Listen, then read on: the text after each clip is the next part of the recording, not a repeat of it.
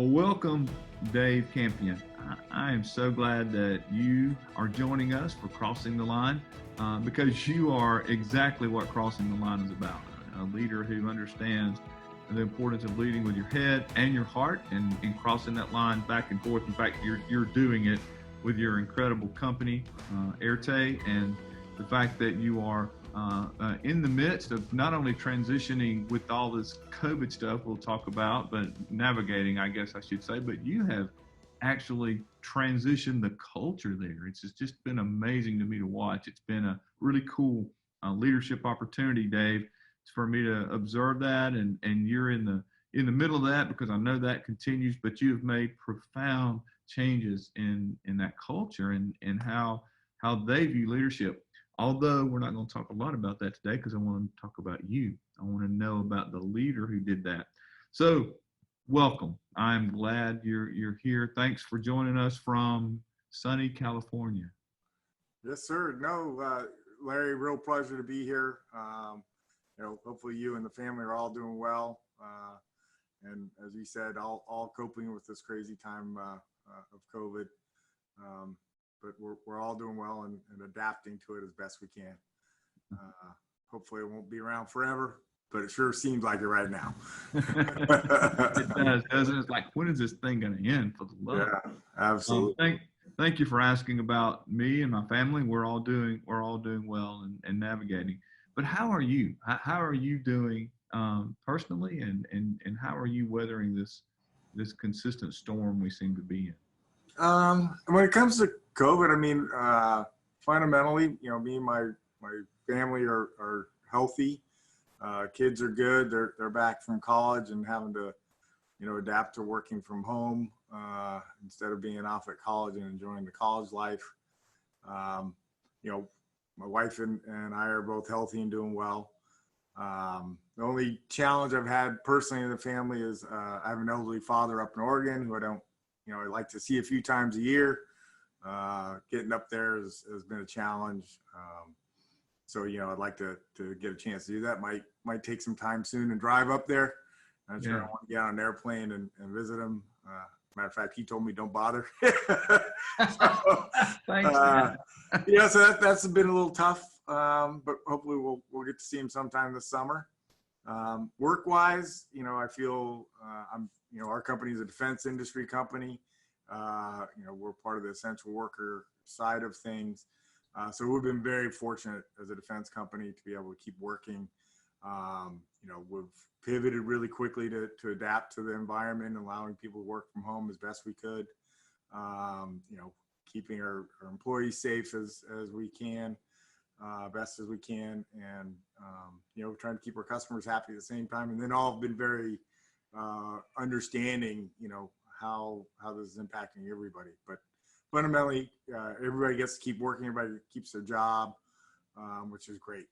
So, well, I want to ask you a question that's a bit, I guess, in our vernacular, below the line, or a bit about your company, because I'm just wondering, what have you learned? Because now some of your workforce is at home and some are back, and I don't know where you are with that at this point, but what are some things you have learned from this whole process of remote working and some people in, some people out? What are just some thoughts you have around that? I will say prior to COVID, we didn't do a lot of remote work, right? We're a defense contractor. A lot of our work kind of required you to be on site. Going through this, it's been actually eye-opening in that we've discovered that, in a lot of cases, remote work can be an effective way of having employees, participate in the company and help move things forward.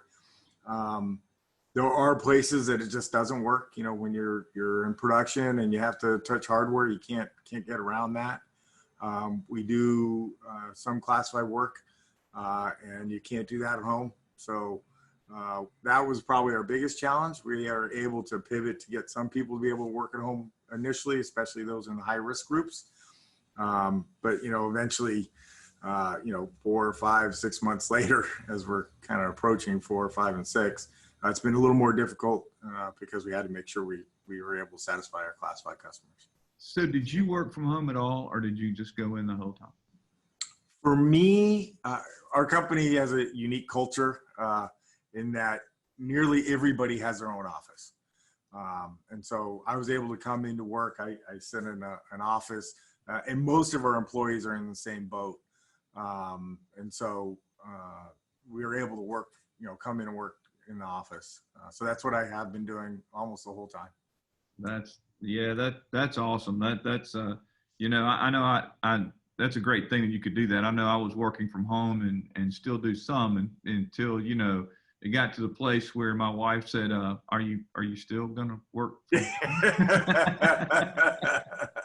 I understand. Hey, I want to talk about Dave Campion, the leader, because Dave, you lead differently. You are the CEO and the president of this huge, really highly technical defense company that does all kind of cool things that I certainly can't begin to understand. But they were leading in a certain direction. They were there, and there were problems with what was going on, and as there is with all companies. But you came in and took that seat over with a determination to lead differently, and you've led above the line and you led below the line. You put resources, you put money where your mouth is, and you've invested in the leadership of your company from the top down, and even you're doing that right now. You believed in relationships, and you demonstrated that. But I want to know a little bit about how in the world did that how did that get to be who you are? How did you get those traits? So I want to take you back, and because there's all great leaders, just like you are, they have these characteristics, they have these traits that were ingrained in them that they got, and we're learning about those as we learn about leaders like yourself. So where did Dave Campion grow up? Who was Dave Campion as a child? Take us back there and tell us a bit about Dave Campion, the child, and in your home growing up, what it was like. Sure. So I was born in Dallas, Texas, but both my parents were from New Zealand. So they're both Kiwis. Actually, all my brothers and sisters are also born in New Zealand. So I was the one born in the United States. Wow. We were in Texas for all of 1 year, so I feel like I got a strong Texas blood in me. I went back to New Zealand for a couple of years, and then came back to the United States and lived in Los Angeles essentially my whole life, short of when I went to university.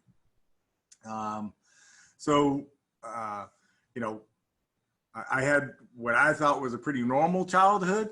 I lived in Southern California, so that meant my parents got divorced, which is about half the families down here. I didn't think anything of it, mostly because it seemed like half my friends were in the same boat. But I'm sure for me, it's impacted, how I approach relationships. I value things in a different way. I invest, myself, my wife and my kids and everything in ways to make sure that we have a strong household. So you took a hard situation and learned from that, and it affects how you invest and give yourself to relationships and to those that you love and care about in your family. Is that right? I think that's true. I wouldn't have known at the time. It just seems to, when you put a retrospective on it, that's what I think's kind of come about from it. That is one aspect of it. The other thing that I take away from my childhood is I started working in the restaurant business at a really young age. I was about 13 when I got my first job.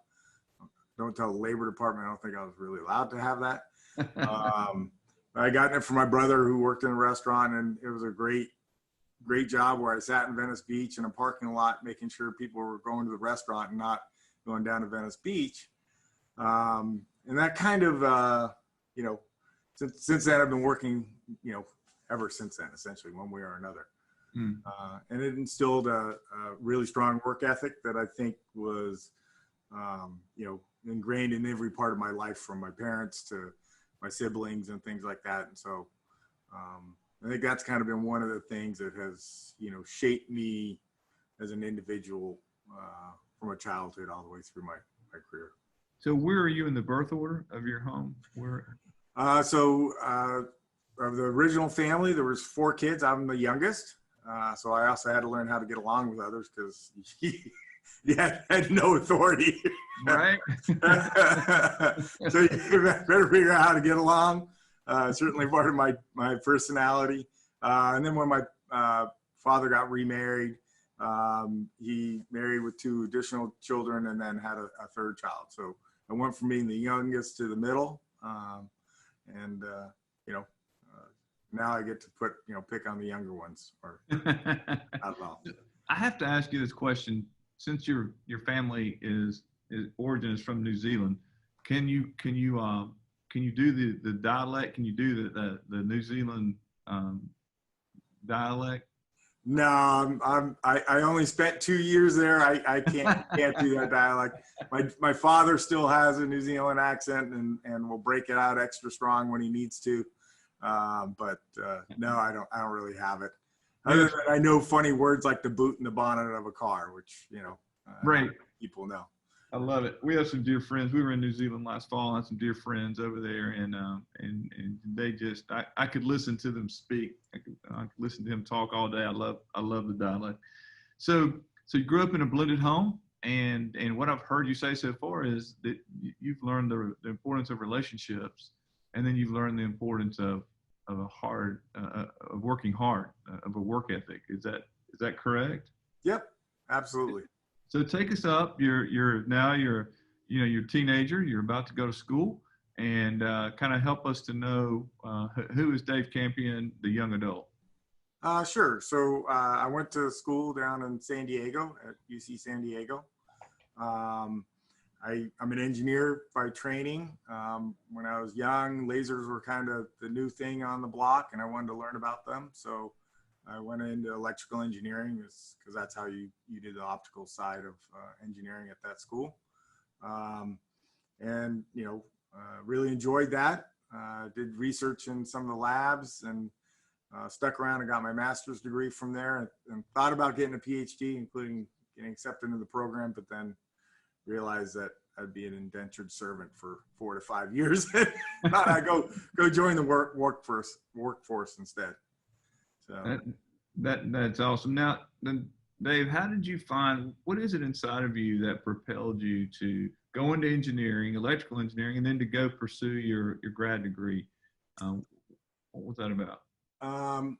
So I was always good at math and science and things like that. And so, and I loved, working on things. I worked on cars and things like that as a kid, and engines and whatever I could.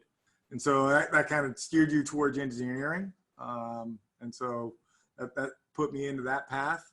The rationale for getting my master's may not be as inspirational as others. When I got out with my bachelor's degree, the job market was horrible. And I thought, well, hey, I'm doing well. I'm doing research with a professor.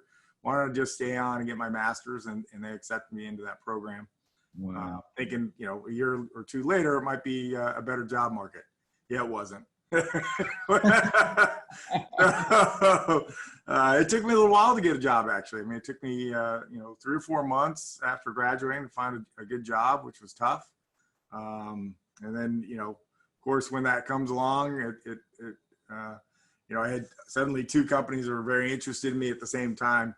And the company that I'm with now, Areté, made me an offer and said, you have 2 days, so better hurry up and make a decision because we got other people ready to go in the pipeline. So one in the hand is better than 2 in the bush. So took the one in the hand and never looked back.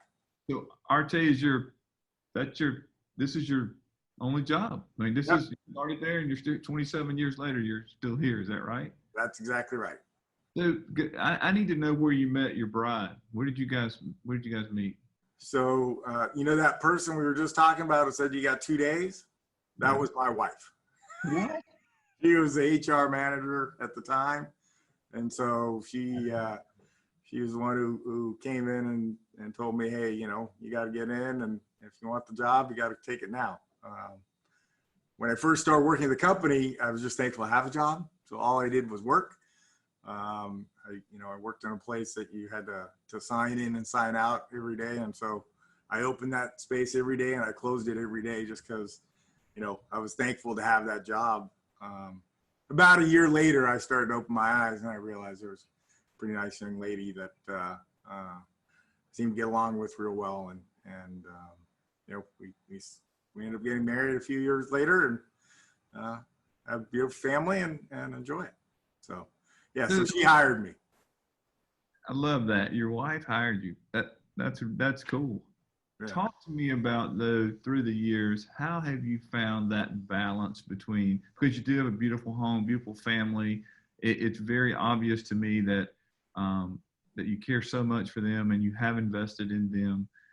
How do you find that balance? How is it that you don't just stay below the line, if you will, all the time, executing and working and head down? Help us. Help I mean, I think it really gets back to, both with work, but at home, it's all about a team, right? You can't conquer it all on your own. I couldn't be where I am today without the help and support of my wife and family. It's the same thing at work. I wouldn't be where I am today without the help and support of all the people I've worked with over the years. So I think that's kind of instrumental to me. I'm a team builder. We'll talk about personalities, but as a monkey, I like to have friends and interact with people and have a positive interaction. And so I'm kind of a team builder by nature. And I think that's the way I've been successful both at home and work is, we do things together. We life is short. You got to take the bumps and just ride them. And, fortunately we haven't had too many tough times, as a couple and as a family. And, so it's made it a lot easier, but without our support, couldn't do it. Wow. That's awesome. Team building. And you are the ultimate team builder. There's no doubt. Talk to us though, if you will, Dave, about a struggle that you have, and we all have struggles, but kind of share with us, because this has not come easy. You didn't get to where you are today just by walking in that office. I mean, you learned lessons and you've grown. What are some things that you really struggle with? There's I think that the thing we talked about it before is building trust in relationships and in teams. And at work, that can be particularly challenging sometimes, right? If you're in an environment that can be very political or things like that, that can cause challenges with trust. But I think that's kind of been the one thing that if I look back over the years at work and particularly that's helped me is work to build a good trusting relationship with the people I work with. Where that can be hard, and I've dealt with it recently is, as you bring new people in from the outside, they feel like an outsider. How do you make them feel like they can be part of the team? Trust everybody in the team so that they can be express themselves in a way that ultimately makes them feel a little vulnerable, because you don't know what it's like, and depending on the environment you come from, it can be can be very different, right? Where some leadership styles are not built on that; they're just built on drive and get here to there, and there's accountability but no trust or responsibility and things like that. And so I think those have been some of the challenges over the years. You and I have been talking about, I've been having you as a coach for the last few years, and you've helped me through that and helping, bringing outsiders in and hopefully help build that. But I think fundamental to that is building that trust with them, which means, they have to believe in you and trust you, that you're not doing something nefarious or don't have their best interest in mind. So. Mm-hmm. And you take that very personally, don't you? I mean, that whole relationship piece of building trust with those you lead, it's just not a check, something you check. I mean, it's a personal thing for you, isn't it? Oh yeah, absolutely. I mean, if somebody said to me, "I don't trust you," it would hurt me to the soul, right? And so I try to be transparent and open. The best way to do that, is be transparent. So I try to be very transparent. Doesn't mean that, people are going to like what I say or not, but ultimately with transparency, you can build trust, because that allows people to see what's really going on, and you're not doing things behind a black door or something like that. Well, I've watched you just do an incredible job of building cohesion on your team and collaboration. I think it's one of your greatest strengths. What do we need to know about building trusting teams that trust one another, building strong teams that can overcome obstacles, because there is that level of trust there, so you can shortcut some things when the fire is raging and you need to move to execution. But help us to know how do we do that? How do we build those trusting teams from your perspective? I think it's honesty, integrity, allows you to do that. Consistency for sure. If you're not consistent, you have no opportunity to build a good team, especially a trusting team. It's listening, right? I think I've listened to one of your other podcasts where they talk about active listening. So certainly listening is a part of it, but it's not just listening; it's hearing and then working with others to see the vision and understand what the path forward can be, and as a team, and that everybody has a role, that everybody's part of the solution.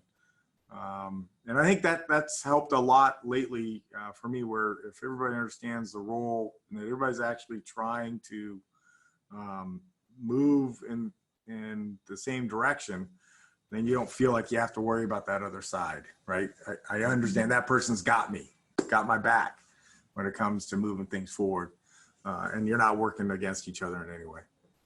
So practically and realistically, you're the CEO, even though the company that you work for, it's an employee-owned company, so you have a lot of bosses. But, I'm reminded constantly. But you are the CEO, and so how in the world do you achieve that when just by coming in the room, you may shut some people down, or they may feel intimidated by you, or they may not open up with that honesty because you're the CEO. How do you get around that? That's tricky, right? The one benefit I have is, as I talked about, I'm a monkey, so I'm a jovial kind of guy by nature. I try to inject a little humor where I can, but it starts by going in and talking to people and being around. If you walk the halls and you're going to have people be more and more comfortable talking to you. I have the huge benefit of I spent 27 years in this company. So I've grown up in this company. Many of the employees have known me over my entire career, from, just the greenhorn, engineer who just walked in the door. And as I progressed through the leadership ranks in the company. So majority of that, there's a big portion of the company who know me. We're a growing company. So, we just hired 50 people. That means, a fifth of our company or so is all brand new people. So that's the harder part. So working to communicate, have regular communication to people. COVID is not helping because I can't go, we have various offices across the country, and I try to get to all of them once or twice a year at least. The bigger offices, 3 or 4 times a year at least. This isn't helping. This lack of travel is starting to hurt. Yeah, it is. You can connect virtually, but and that's wonderful, but there's nothing like that face-to-face interaction, is there? Yeah, and we'll regularly just take a small group out and let's go have dinner or drinks or something after work, where you talk work but you're not in work, right? And so you have an opportunity to kind of just connect with people in a personal level, understand where they're coming from, so that you can have that dialogue and establish a relationship one way or another. Where this is great when it's one-on-one, but if you have a Zoom call, and I'm sure you guys are going through it, you have 20 people on one, it's not the same, right? Yeah. It's not the same as everybody sitting around a table where you're looking eye to eye and can, pull people out of their shells to communicate and talk. No, that's exactly right. So I want to ask you a personal question, kind of a hard question. When you came into this position, you've been there for years and have worked hard, but you were able to see it gave you a great perspective of the strengths and weaknesses of the company. But you actually took a hard turn in your leadership of how you were going to lead this company and really work to change the culture.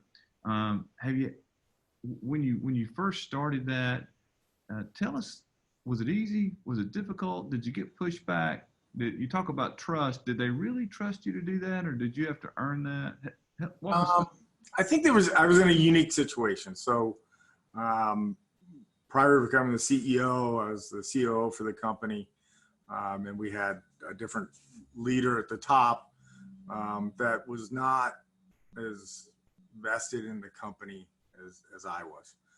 But when I took on that role, I spent a lot of time going around the company because it was a new role for me. I was now over all operations versus a small sector.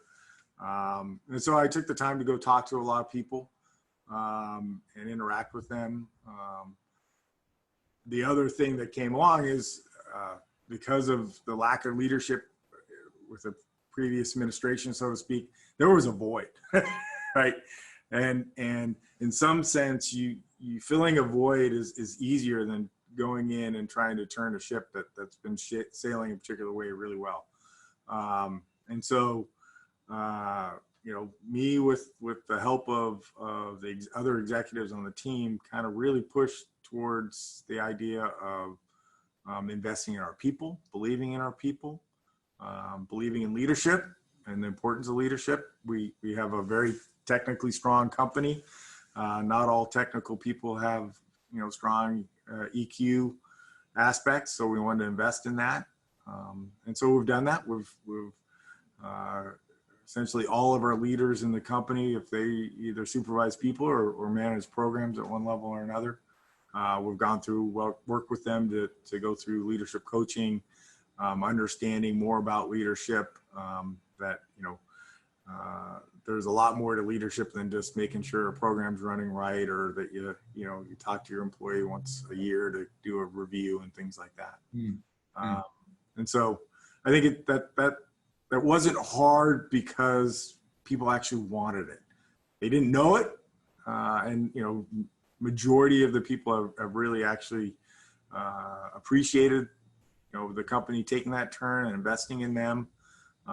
We've done a lot to invest in education as well, so that if people want to do more online learning and things like that, we'll help facilitate that.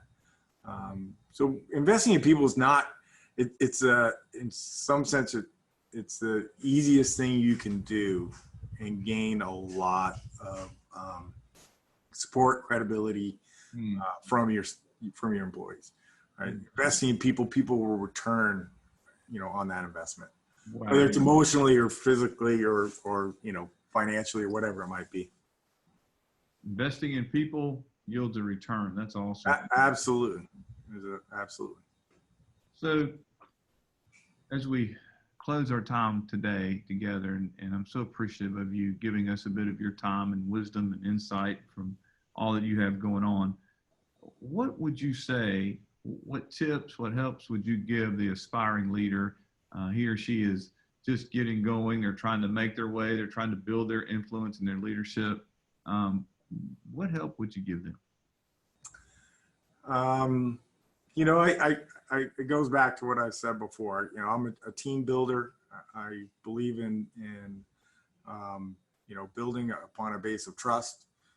So doing everything you can as a leader for all those around you. And the first thing every leader needs to understand, you will not be successful by yourself, right? You're leading, right? You need a team around you. You need people to be successful. It's not about, me or I, it's about us and we. And so, with that perspective, build on trust, maintain your integrity, be transparent. Those are all the things that will pay off in dividends, in the long run. It's all about, relationships are long-term. They're not, fly by night, both in a company and outside of a company, right? If your customers today are going to be customers, hopefully tomorrow, and people all different levels, move around, but you keep running in the same people. And so investing in those individuals as well is an important part. Wow.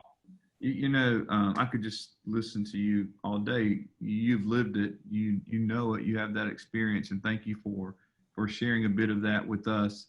Dave Campion, you're a tremendous leader, and you're leading an incredible company, and it's been an honor today to have you just to spend some time with us and be transparent as you've talked about. That's who you are. That defines Dave Campion. So thank you, my friend. I certainly appreciate you crossing the line with us, and I want you to know you are truly making a difference. Thank you for joining us on this podcast. Yeah, thank you too, Larry. Appreciate it and really enjoyed it. Thanks.